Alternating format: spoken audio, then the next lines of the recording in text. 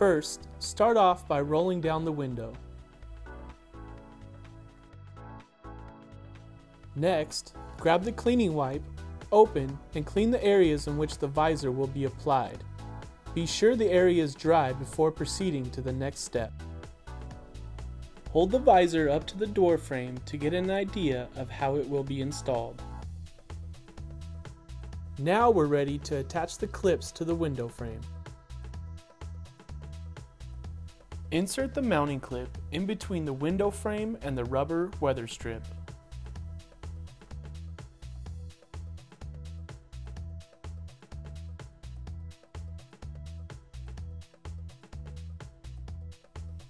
Now, peel back about 2 inches of each side of the adhesive strip.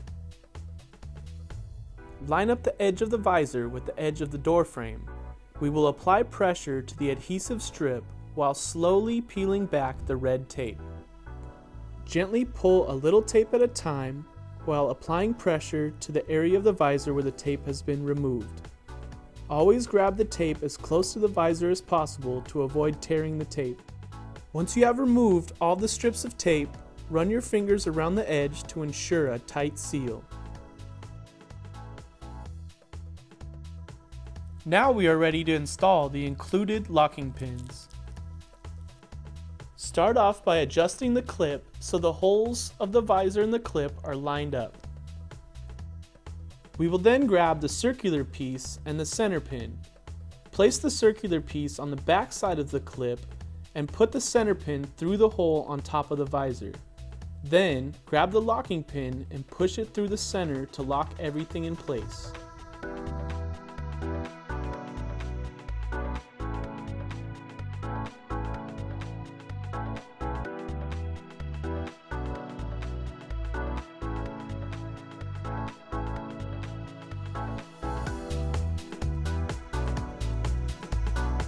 Repeat the same procedures for the rear visor.